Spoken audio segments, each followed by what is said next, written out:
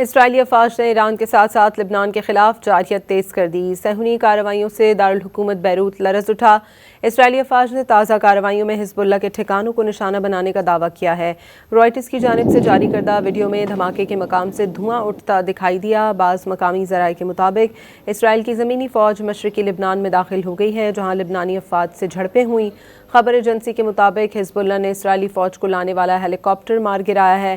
Human rights watch نے اسرائیل کی جانب سے لبنان پر حالیہ حملوں میں وائٹ فاسفورس استعمال کیے جانے کا انکشاف کیا ہے۔ اسرائیلی افواج نے ایران کے ساتھ ساتھ لبنان کے خلاف جارحیت تیز کر دی۔ صہیونی کارروائیوں سے دارالحکومت بیروت لرز اٹھا۔ اسرائیلی افواج نے تازہ کارروائیوں میں حزب اللہ کے ٹھکانوں کو نشانہ بنانے کا دعویٰ کیا ہے۔